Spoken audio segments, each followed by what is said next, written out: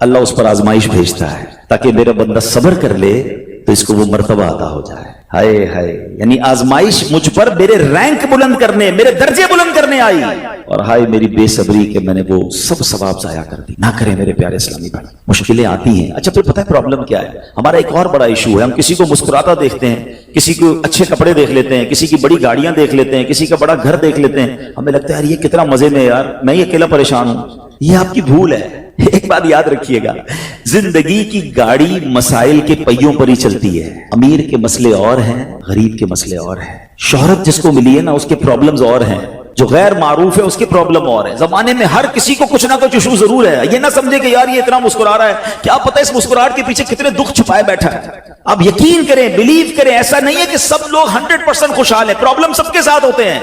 मैं क्या क्या बताऊं आपको, हमारे पास तो लोग दुआएं करवाने आते हैं ना, ऐसी ऐसी प्रॉब्लम बताते हैं कि पैरों से जमीन निकल जाती है। बाज़ औक़ात हम इतने बड़े घर में जाते हैं, उसकी गाड़ियां करोड़ों रुपए की खड़ी हैं, उनसे मुलाकात हुई, वो कहते हैं हज़रत आपसे एक अलग से दुआ करवानी है। जब वो बेचारा अपना मसला बताता है ना, हमें लगता है यार हमारा तो गम ही कुछ नहीं है। कितनी बड़ी आजमाइश से गुजर रहा है, कितनी बड़ी प्रॉब्लम से गुजर रहा है। मैं आज की आपको मिसाल देता हूं। एक हमारे बहुत अच्छे भाई थे, आज से कुछ अरसा पहले उन्होंने हमें एक माशाल्लाह प्रॉपर्टी दावत इस्लामी के लिए बच्चियों के मदरसे के लिए दी, और उसके चंद दिनों बाद उनका विसाल हो गया। उनको बेचारों को कैंसर था। मैं उनके घर पे दुआ करने गया, उनके बेटे ने मुझसे जब गले लगाना तो बेटा रोने लगा। अच्छा मैं समझा कि बेचारा अपने वालिद को याद करके रो रहा है, ज़ाहिर है 16 दिन पहले इंतकाल हुआ। अंदर गए, दुआ की, उसके बाद मेरे कान में कहता है कि अब्दुल रवी भाई इस वक्त मेरी ज़ौजा हॉस्पिटल में है। मैंने कहा क्या हो गया? कहा मेरी वाइफ को ब्लड कैंसर हो गया है। वालिद का कैंसर में इंतकाल हुआ है। अल्लाह ने बड़ा नवाजा है उनको, ज्वेलर्स हैं, लेकिन मैं यकीन करें, मैं आपको सच बता रहा हूं, मैं गाड़ी में बैठ के मैं भी रोने लगा, क्योंकि वो बंदा जब मुझे छोड़ने आया ना फिर मेरे गले लग के रो रहा था। मैं सोचने लगा यार कितना दुख है लोगों को, अल्लाह ने कितनी बड़ी हम पर मेहरबानियां की है। अगर मुझे कोई बड़ी बीमारी नहीं है, मेरे बच्चे मेरे साथ हैं, मेरी फैमिली मेरे साथ है, नहीं चाहिए यार दुनिया के सारे अल्लल्ले तल्लल्ले, ना मिले इतनी सारी लग्जरीज, सेहत से बढ़ के कुछ नहीं है, मगर हमें इसकी कदर ही नहीं है, हमें इसकी कोई अहमियत का अंदाजा ही नहीं। पूछो उनसे, करोड़ों रुपए हैं मगर इलाज नहीं हो पा रहा, डॉक्टर बाजू का मायूस कर देते हैं। कितना तकलीफ में हैं लोग, और हम हैं कि छोटी छोटी बातों पर बेसब्री। सब्र तो करें, अल्लाह की रिजा पर राजी तो रहे। मैंने आपको खानदान नबूवत का वाकया सुनाया, अरे खाने को कुछ नहीं है। काश ये बात हमें समझ आ जाए और हम हर हाल में अल्लाह का शुक्र अदा करने वाले बन जाए। और एक और मैं आपको बात बताऊं, हम जो दुनिया वालों को बताते हैं ना, होता कुछ नहीं है इससे, मत बताया करो दुनिया वालों को। सही बताता हूं, मत बताया करो, अपने गम मत बताया करो, सवाब भी चला जाता है। और बाज औकात ये दुनिया वाले ना हमारा मजाक भी उड़ाते हैं। हम जब किसी को अपना प्रॉब्लम बताते हैं ना, हमारे सामने तो बड़े अच्छे बनते हैं कि अच्छा अच्छा ठीक है मैं करता हूं कुछ, बाद में जाके दुनिया में बातें करते हैं, आया था मेरे पास है, इसका ये मसला है, हाँ हाँ बातें बड़ी करता है, बड़ी प्रॉब्लम में है। क्यों बताऊं मैं दुनिया वालों को? नात का शेर है ना, किसी का एहसान क्यों उठाएं, किसी को हालात क्यों बताएं, क्यों बताऊं मैं दुनिया वालों को मुझे क्या गम है ना। मेरे आका सलामत रहे हैं, अल्लाह के हबीब अलैहिस्सलातु वस्सलाम हैं, और रब अज़्ज़ा वजल की बारगाह है, मैं उधर अर्ज करूं ना। किसी का एहसान क्यों उठाएं, किसी को हालात क्यों बताएं, आका तुम ही से मांगेंगे तुम ही दोगे, तुम्हारे दर से ही लौ लगी। हाँ अल्लाह रसूल की बारगाह में अर्ज किया, उधर आंसू बहाओ ना बताओ दुनिया वालों को। एक और कमाल का शेर है कि दुनिया वाले तो दर्द देते, दुनिया वाले तो दर्द देते हैं, जख्मी दिल की दवा मदीना है। तो जब दुनिया वालों ने कोई हमारा भला करना भी नहीं ना उनके हाथ में है, शिफा देने वाली जात मेरे रब की, बरकत देने वाली जात मेरे रब की, तो अल्लाह से ही बातें करो ना। तो आज से ये जहन बना ले मेरे प्यारे इस्लामी भाई, मुश्किल आनी है तो सब्र के साथ वो वक्त गुजारना है, अल्लाह की रिजा पर राजी रहना है। वो बड़ा करीम है, वो अपने गैब के खजानों से आपको अता फरमाया। तवज्जो बयान की तरफ रखिएगा। और अब आते हैं इस पूरे वाक़े से एक और खूबसूरत बात जो हमें सीखने को मिली, और वो बात क्या है कि नबी पाक के खानदान की सखावत कैसी थी। मौला अली शेर खुदा के पास सिर्फ 6 दिरहम थे, आपने वो सब के सब दे दिए। मगर आज हाल ये है कि लोग अपनी ज़कात अदा नहीं करते। आज ज़कात लोगों को भारी पड़ने लग गई है। जब कैलकुलेट करते हैं कि जनाब करोड़ों रुपए ज़कात, तो उसके बाद उनको भारी लगती है। ना करें ऐसा, ये ज़कात माल का मैल है, और अगर ये माल का मैल आपके माल से जुदा ना हुआ तो ये आपके माल को भी मैला कर देगा। एक बात याद रखिएगा, सरकार दो आलम सल्लल्लाहु अलैहि वसल्लम का ये फरमान है, अपनी ज़कात अदा करके अपने माल को मजबूत कलओं में कैद कर लो। अगर मैं और आप चाहते हैं ना कि मेरी आपकी प्रॉपर्टी सिक्योर रहे, हमारे मालो असबाब सिक्योर रहे, तो हदीस पाक में तो फार्मूला मौजूद है कि अपने माल को ज़कात देकर मजबूत कलओं में कैद कर लो। लेकिन यहां ज़कात देने के लिए तैयार नहीं लोग, लमसम निकाल देते हैं, कैलकुलेट नहीं करते। याद रखिए ये माल ही अजाब बन जाएगा अगर आप ज़कात पूरी अदा नहीं करते। اگر ہمارے پاکستان میں سارے سرمایہ دار کچھ نہ کریں، اپنی زکات پوری ادا کر دیں، سارے زمیندار اپنی زکات پوری ادا کر دیں، آپ اپنی آنکھوں سے دیکھیں گے کہ غربت کتنی جلدی ختم ہوتی چلی جا رہی ہے۔ میں نے ایک بار کیلکولیشن کی، ذرا سنیے گا۔ پاکستان زرعی ملک ہے، ٹھیک ہے، اور اس کی زراعت کی جو کیلکولیشن ہے وہ انٹرنیٹ پر موجود ہے، you can search your self. آپ چیک کر لیں کہ 2023 میں پاکستان کی ٹاپ 20 کراپس کون کون سی ہوئی ہیں، آپ انٹرنیٹ پہ خود ڈھونڈ لیں، آپ کے سامنے اس کراپ کی کیلکولیشن بھی آ جائے گی کہ اتنے ملین ٹن، اتنے جناب کروڑ کے جی جو ہے وہ گندم ہوا، تو کاٹن ہوا، تو فروٹس ہوئے، تو شوگر ہوئی۔ پاکستان کو اللہ نے بڑا نوازا ہے۔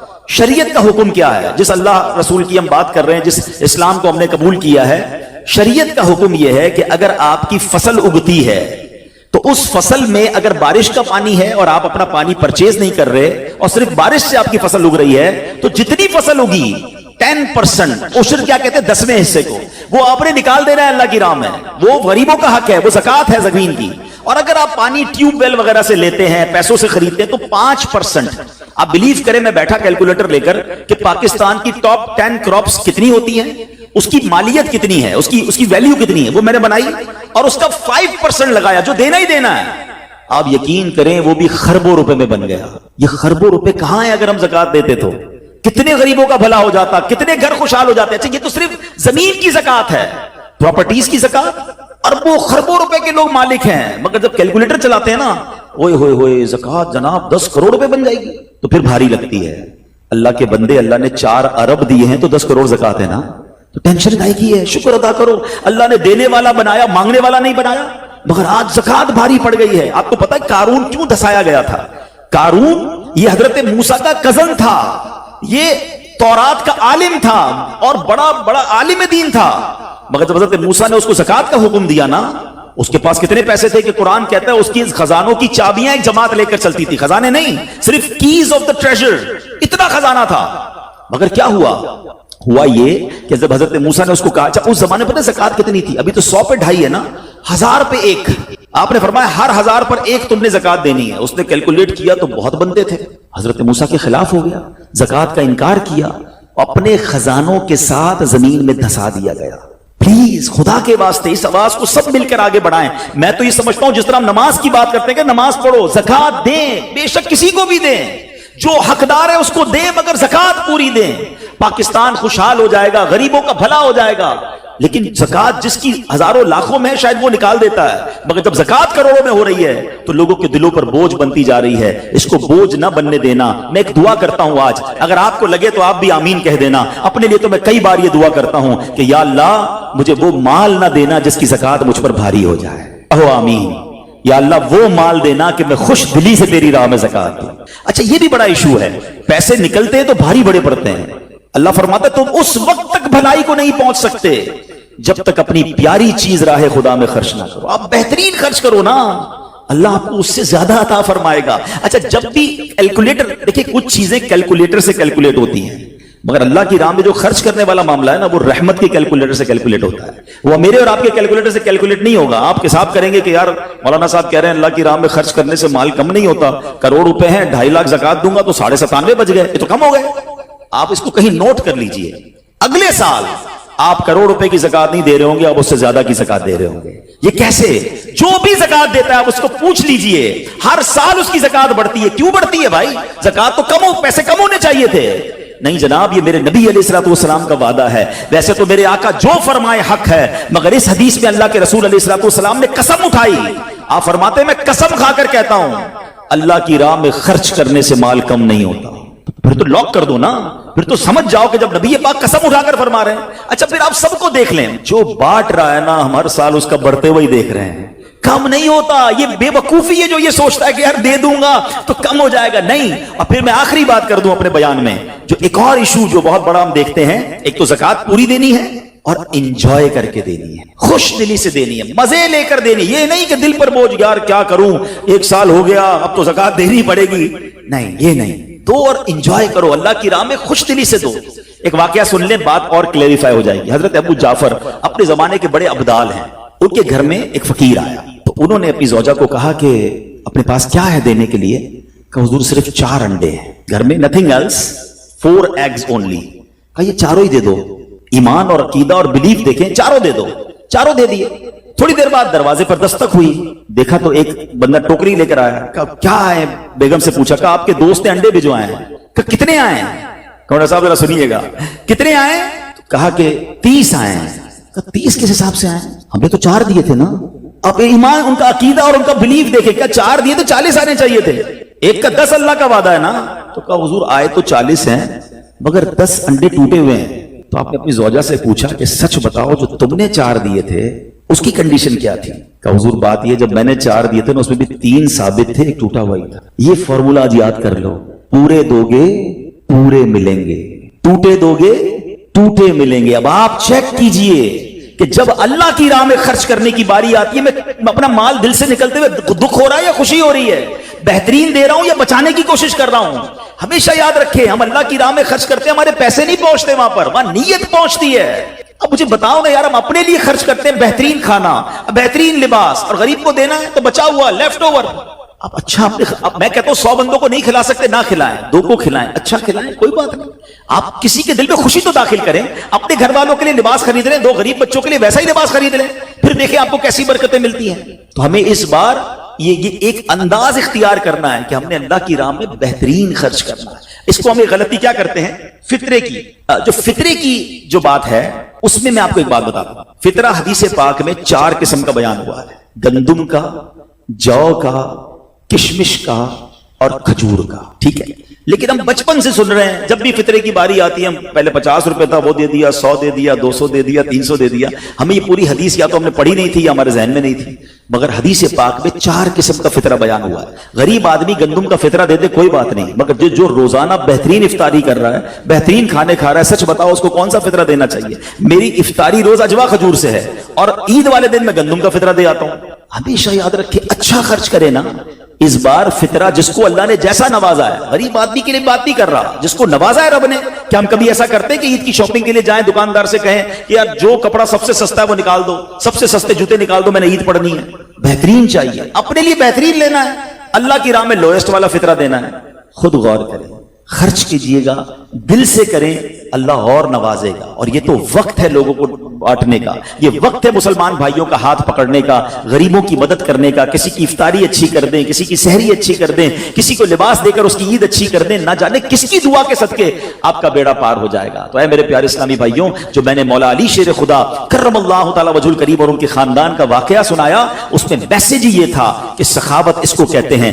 ये है अल्लाह की राह में खर्च करना, जो कैसे बलाओं को और बीमारियों को दूर करता है। मगर आज हाल ये है, यकीन जाने दुख होता है जब हम मिलते हैं लोगों से, उनकी वेल्थ पता होती है, मगर ज़कात पूरी देने के लिए कोई तैयार नहीं है। खुदा रसूल के वास्ते आप भी और ये पैगाम को आम करें। मैं नहीं कहता आप दावत इस्लामी को दें कि ज़कात तो पूरी दो यार, ये वो माल है जो आप मारे जाओगे, ये माल आपके लिए अजाब का बाइस बन जाएगा।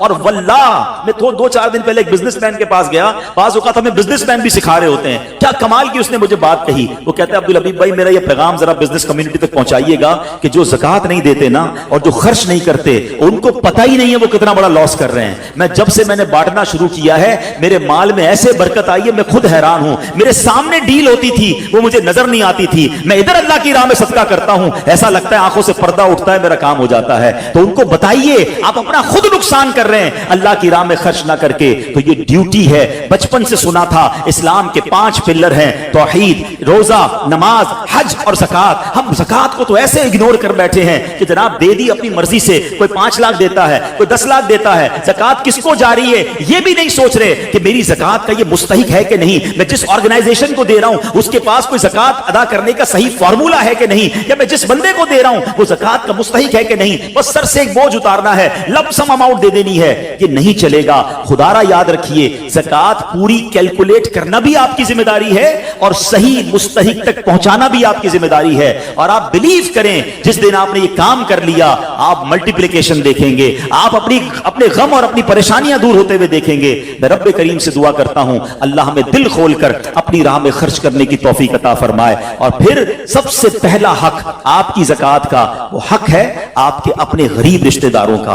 अपने गरीब रिश्तेदारों को आप दीजिए ज़कात, क्योंकि जो अपने रिश्तेदारों को ज़कात देता है, सदका करता है, उसको डबल सवाब मिलता है। एक सदका देने का, ایک صلہ رحمی کرنے کا، اور پھر آپ کے غریب رشتہ داروں سے بات زکوٰۃ بچ جائے تو پھر میری گزارش ہے کہ دعوت اسلام کتنے بڑے پیمانے پر دنیا میں کام کر رہی ہے، تو اپنی زکوٰۃ کا اپنا حصہ جو ہے اس میں ضرور عطا فرمائیں۔ اللہ کریم ہم سب کا جمع ہونا اپنی بارگاہ میں قبول فرمائے، آمین بجاہ النبی الامین صلی اللہ تعالی علیہ وسلم۔ سورہ کوثر، سورہ کوثر کا تعارف، مقام نزول۔ علامہ علی بن محمد خازن رحمت اللہ تعالی علیہ فرماتے ہیں سورہ کوثر جمہور مفسرین کے نزدیک مکیہ ہے اور بعض مفسرین کے نزدیک مدنیہ ہے۔ آیات، کلمات اور حروف کی تعداد، اس صورت میں 1 رکوع، 3 آیتیں، 10 کلمے اور 42 حروف ہیں۔ کوثر نام رکھنے کی وجہ، کوثر سے دنیا اور آخرت کی بے شمار خوبیاں مراد ہیں، اور جنت کی ایک نہر کا نام بھی کوثر ہے۔ اس سورت کی پہلی آیت میں یہ لفظ موجود ہے، اس مناسبت سے اسے سورہ کوثر کہتے ہیں۔ سورہ کوثر کے مضامین،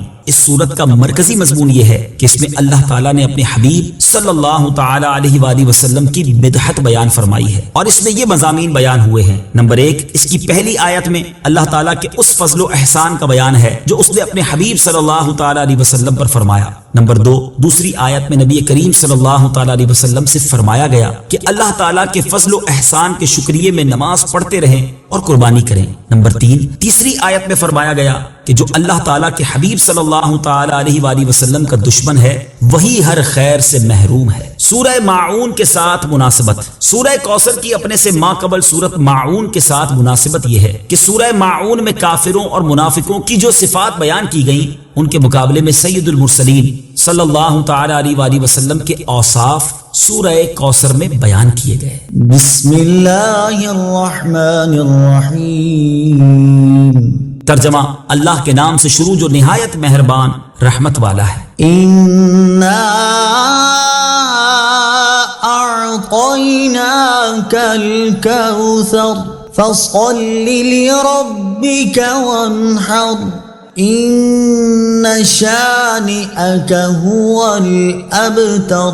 ترجمہ، اے محبوب، بے شک ہم نے تمہیں بے شمار خوبیاں عطا فرمائیں تو تم اپنے رب کے لیے نماز پڑھو اور قربانی کرو، بے شک تمہارا دشمن ہی ہر بھلائی سے محروم ہے۔ اِنَّا أَعْطَيْنَاكَ الْكَوْثَرَ۔ اے محبوب، بے شک ہم نے تمہیں بے شمار خوبیاں عطا فرمائیں۔ تفسیر صراط الجنان میں ہے، کوثر کی تفسیر میں مفسرین کے مختلف اقوال ہیں، ان سب اقوال کا خلاصہ یہ ہے کہ اے محبوب، بے شک ہم نے تمہیں بے شمار خوبیاں عطا فرمائیں اور کثیر فضائل عنایت کر کے تمہیں تمام مخلوق پر افضل کیا، آپ کو حسن ظاہر بھی دیا، حسن باطن بھی عطا کیا، نسب عالی بھی، نبوت بھی، کتاب بھی، حکمت بھی، علم بھی، شفاعت بھی، حوض کوثر بھی، مقام محمود بھی، امت کی کثرت بھی، دین کے دشمنوں پر غلبہ بھی، فتوحات کی کثرت بھی، اور بے شمار نعمتیں اور فضیلتیں عطا کی جن کی انتہا نہیں۔ آیت اِنَّا أَعْطَيْنَاكَ الْكَوْثَرَ سے حاصل ہونے والی معلومات، اس سے 5 باتیں معلوم ہوئی۔ نمبر 1، اللہ تعالیٰ نے اپنے حبیب صلی اللہ تعالی علیہ وآلہ وسلم کو کوثر عطا کر دی ہے، کیونکہ یہاں یہ نہیں فرمایا گیا کہ ہم آپ کو کوثر عطا کریں گے، بلکہ یہ فرمایا کہ بے شک ہم نے آپ کو کوثر عطا کر دی۔ نمبر 2، اللہ تعالیٰ کی اپنے حبیب صلی اللہ تعالی علیہ وآلہ وسلم پر یہ عطا ان کے نبی اور رسول ہونے کی وجہ سے نہیں، بلکہ آپ علیہ الصلوۃ والسلام کی ذات کی وجہ سے ہے، جو شان محبوبیت کی صورت ہے، کیونکہ یہاں یہ فرمایا أَعْطَيْنَاكَ، ہم نے آپ کو عطا فرمائی، یہ نہیں فرمایا کہ اعطینا الرسول یا اعطینا النبی۔ نمبر 3، تاجدار رسالت صلی اللہ تعالی علیہ وآلہ وسلم پر یہ عطا کسی عبادت اور ریاضت کی وجہ سے نہیں ہے، بلکہ ان پر یہ عطا اللہ تعالیٰ کے عظیم فضل اور احسان کی وجہ سے ہے، کیونکہ یہاں عطا کا ذکر پہلے ہوا اور عبادت کا ذکر بعد میں ہوا۔ نمبر 4، اللہ تعالیٰ نے آپ کو کوثر کا مالک بنا دیا ہے، تو آپ جسے چاہیں جو چاہیں عطا کر سکتے ہیں۔ نمبر 5، سید المرسلین صلی اللہ تعالی علیہ وآلہ وسلم کی مدحت خود رب تعالیٰ فرماتا ہے۔ اعلیٰ حضرت امام احمد رضا خان علیہ الرحمت الرحمان فرماتے ہیں، انا اعطیناک الکوثر، ساری کثرت پاتے یہ ہیں، ٹھنڈا ٹھنڈا، میٹھا میٹھا، پیتے ہم ہیں، پلاتے یہ ہیں۔ اور ایک اور جگہ فرماتے ہیں نا، اے رضا خود صاحب قرآن ہے، مداح حضور، تجھ سے کب ممکن ہے پھر مدحت رسول اللہ کی۔ فصل لربك وانحر.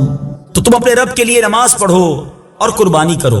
تفسیر صراط الجنان میں ہے یعنی اے حبیب صلی اللہ تعالی علیہ وآلہ وسلم، اللہ تعالیٰ نے آپ کو دونوں جہاں کی بے شمار بھلائیاں عطا کی ہیں اور آپ کو وہ خاص رتبہ عطا کیا ہے جو آپ کے علاوہ کسی اور کو عطا نہیں کیا. تو آپ اپنے اس رب عز و جل کے لیے نماز پڑھتے رہیں جس نے آپ صلی اللہ تعالی علیہ وآلہ وسلم کو کوثر عطا کر کے عزت و شرافت دی تاکہ بتوں کے پجاری ذلیل ہوں اور بتوں کے نام پر ذبح کرنے والوں کی مخالفت کرتے ہوئے اپنے رب عز و جل کے لیے اور اس کے نام پر قربانی کرے. اس آیت کی تفسیر میں ایک قول یہ بھی ہے کہ نماز سے نماز عید مراد ہے. ان شانئک هو الابتر. بے شک تمہارا دشمن ہی ہر بھلائی سے محروم ہے.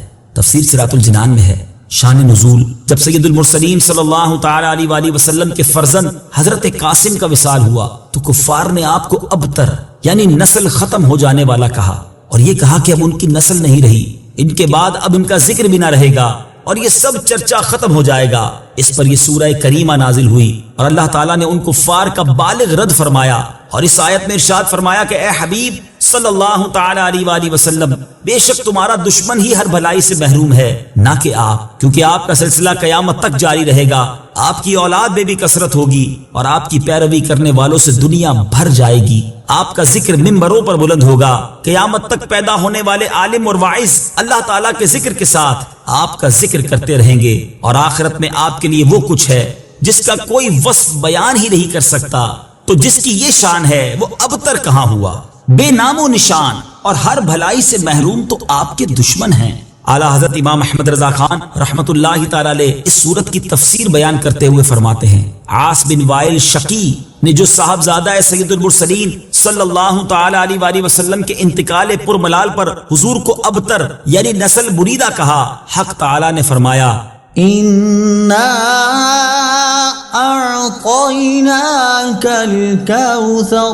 بے شک ہم نے تمہیں خیر کثیر عطا فرمائی کہ اولاد سے نام چلنے کو تمہاری رفعت ذکر سے کیا نسبت. کروڑوں صاحب اولاد گزرے جن کا نام تک کوئی نہیں جانتا اور تمہاری ثنا کا ڈنکا تو قیامت تک اکناف عالم اور اطراف جہاں میں بجے گا اور تمہارے نام نامی کا خطبہ ہمیشہ ہمیشہ اطباق فلک آفاق زمین میں پڑھا جائے گا. پھر اولاد بھی تمہیں وہ نفیس و طیب عطا ہوگی جن کی بقا سے بقائے عالم مربوط رہے گی. اس کے سوا تمام مسلمان تمہارے بال بچے ہیں اور تم سب مہربان ان کے لیے کوئی نہیں، بلکہ حقیقت کار کو نظر کیجئے تو تمام عالم تمہاری اولاد مانوی ہے کہ تم نہ ہوتے تو کچھ بھی نہ ہوتا اور تمہارے ہی نور سے سب کی آفرینش ہوئی. اسی لیے جب ابو البشر آدم تمہیں یاد کرتے تو یوں کہتے، یا ابنی صورتن و ابایا معنن، اے ظاہر میں میرے بیٹے اور حقیقت میں میرے باپ. پھر آخرت میں جو تمہیں ملنا ہے اس کا حال تو خدا ہی جانے. جب اس کی یہ عنایت بے غایت تم پر مبذول ہو تو تم ان اشقیاء کی زبان درازی پر کیوں ملول ہو، بلکہ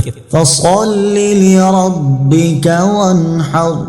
رب کے شکرانے میں اس کے لیے نماز پڑھو اور قربانی کرو. ان شانئک هو الابتر. جو تمہارا دشمن ہے وہی نسل بریدہ ہے کہ جن بیٹوں پر اسے ناز ہے یعنی عمرو و حشام رضی اللہ تعالی عنہما وہی اس کے دشمن ہو جائیں گے اور تمہارے دین حق میں آ کر بوجائے اختلاف دین اس کی نسل سے جدا ہو کر تمہارے دینی بیٹوں میں شمار کیے جائیں گے. پھر آدمی بے نسل ہوتا تو یہی صحیح کے نام نہ چلتا. اس سے نام بد کا باقی رہنا 1000 درجے بدتر ہے. تمہارے دشمن کا ناپاک نام ہمیشہ بدی و نفرین کے ساتھ لیا جائے گا اور روز قیامت ان گستاخیوں کی پوری سزا پائے گا. والعیاذ باللہ تعالی. اس سے معلوم ہوا کہ حضور پر نور صلی اللہ تعالی علیہ وآلہ وسلم کا اللہ تعالیٰ کی بارگاہ میں مقام اتنا بلند ہے کہ ان کے گستاخ کو اس کی گستاخی کا جواب خود رب تعالیٰ دے.